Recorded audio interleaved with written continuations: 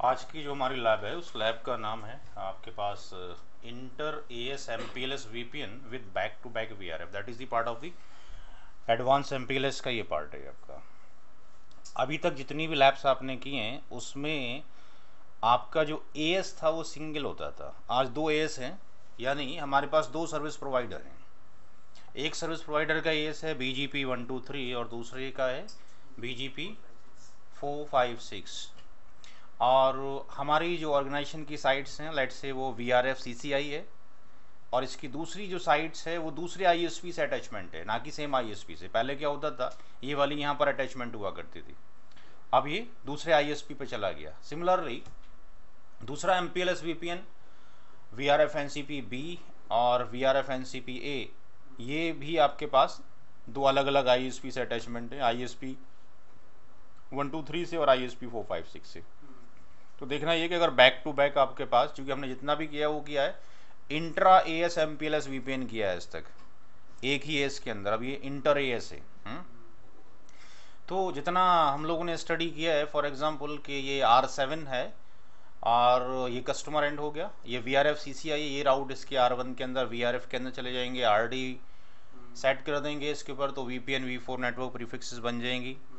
इसको एक्सपोर्ट और import, export कर दिया जाए, एक्सपोर्ट करने के बाद इसको जहाँ पर इंपोर्ट करना चाहते हैं वहाँ इंपोर्ट कर सकते हैं। तो ये नेटवर्क्स आपके पास यहाँ से हम BGP के अंदर डिस्ट्रीब्यूट करेंगे। BGP में डिस्ट्रीब्यूट करने के बाद what will happen, in networks को हम जो इंपोर्ट करेंगे वो यहाँ पर इंपोर्ट करेंगे, किसके ऊपर, R3 के ऊपर। यहाँ पर हमने इसको VRF का पार्ट बना रखा है, VRF 1 2 3 का हमने पार्ट्स बना के रखा हुआ है।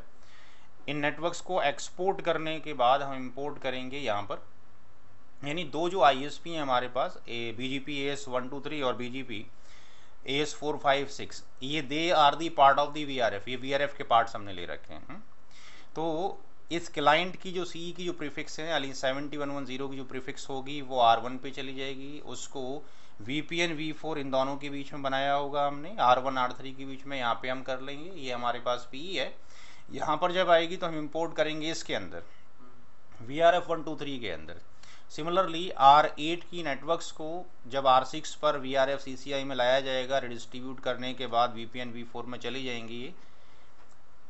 तो ये आपके पास इन दोनों के बीच में MP BGP MP IBGP लगा रखा है। इन नेटवर्क्स को हम एक्सपोर्ट कर लेंगे यहाँ से और इसको इंपोर्ट कर लेंगे यहाँ पे, यानी 70 की नेटवर्क एक्सपोर्ट होने के बाद यहाँ इंपोर्ट की जाएंगी, यहाँ पर आ गई।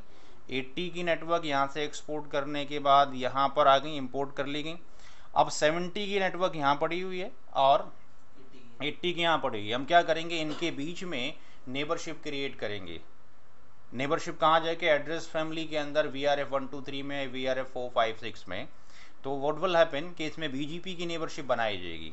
BGP की नेबरशिप हम बनाएंगे तो व्हाट विल हैपन, ये जो नेबरशिप जैसी बनेगी, 70 की नेटवर्क बिना एक्सपोर्ट किए R4 पे चली जाएगी, क्योंकि नेबर बन गया। 80 की नेटवर्क्स बिना एक्सपोर्ट किए यहाँ पर चली जाएगी। तो अब गोया कि 80 की नेटवर्क यहाँ पड़ी हुई है और 70 की नेटवर्क यहाँ पड़ी हुई है। तो इस 70 की नेटवर्क को यहाँ से हम क्या करेंगे, RD लगाएंगे, एक्सपोर्ट करेंगे और यहाँ इंपोर्ट करेंगे। इसी तरीके से इसको यहाँ से एक्सपोर्ट करेंगे, यानी जो 80 की नेटवर्क यहाँ पहुँच जाएगी, इसको एक्सपोर्ट करेंगे, यहाँ इंपोर्ट करेंगे। अगर ये एक ही VPN होता तो बड़ा आसान था, बट अब अगर ये भी VPN आ गया तो व्हाट विल हैपन, जिस तरह से 80 की नेटवर्क यहाँ तक पहुँच गई, इसी तरीके से 110 की नेटवर्क भी यहाँ तक पहुँच जाएगी। अब दो नेटवर्क एक ही VRF का पार्ट हो गई है। तो व्हाट विल हैपन, अगर इसके ऊपर हम RT एक्सपोर्ट लगाते हैं और उसको अगर यहाँ इंपोर्ट करते हैं तो ये वाली नेटवर्क भी यहाँ इंपोर्ट हो जाएगी, और अगर इसको यहाँ इंपोर्ट करते हैं तो ये वाली नेटवर्क भी यहाँ इंपोर्ट हो जाएगी। तो ये तो गड़बड़ हो जाएगी। यानी अगर आपके पास CE के अंदर, CE से network going to the P, आपके पास P पे जा रही है VRF पे, तो इनसाइड दी VRF जितनी भी नेटवर्क्स होती हैं, इनसाइड दी VRF जितनी भी नेटवर्क्स होती हैं, उनके ऊपर जो भी हम एक्सपोर्ट लगाते हैं, जहाँ इंपोर्ट करते हैं, सारी वहीं चली जाती हैं। बट ये तो हमें नहीं करना था, हमने तो इसकी नेटवर्क्स को यहाँ भेजने का है, इसकी नेटवर्क्स को यहाँ भेजने का है। अब ये दोनों ही नेटवर्क यहाँ पड़ी हुई हैं, अगर इसको यहाँ से एक्सपोर्ट किया गया, यहाँ इंपोर्ट किया, यहाँ आ जाती हैं। बट ये तो गलत हो गया।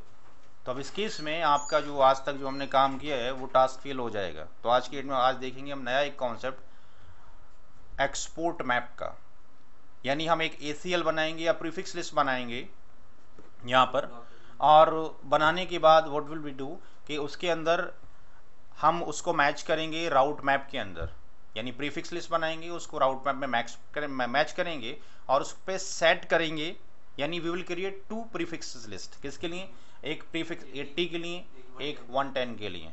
तो 180 के लिए जो प्रीफिक्स कॉल की जाएगी राउट मैप के अंदर, उसके अंदर हम क्या करेंगे, अलग RT एक्सपोर्ट की वैल्यू सेट करेंगे। फिर अगले स्टेटमेंट में यानी परमिट 20 के अंदर हम क्या करेंगे, इसको प्रीफिक्स को कॉल करेंगे, उसकी RT की वैल्यू अलग सेट करेंगे। तो जो एक्सपोर्ट की वैल्यू हमने यहाँ सेट की है उसको यहाँ इंपोर्ट कर लेंगे, जो 80 के लिए की गई है और जो 110 के लिए की गई है उसको पार कर लेंगे। तो ये थोड़ा सा लंबा सा टास्क है। फिर क्या होगा, जब हम लेबल्स वगैरह देखेंगे तो यहाँ पे लेबल्स यहाँ अनटैग हो जाएंगे हैं। अगर इसका ट्रैफिक अगर यहाँ गया तो यहाँ से लेबल्स लग के जाएगा, लेबल्स लग के पहुँचेगा, लेकिन यहाँ पे अनटैग हो जाएगा because that is the part of the VRF, untag हो जाएंगी। फिर दोबारा से जब एंटर होगा तो फिर लेबल लगेगा।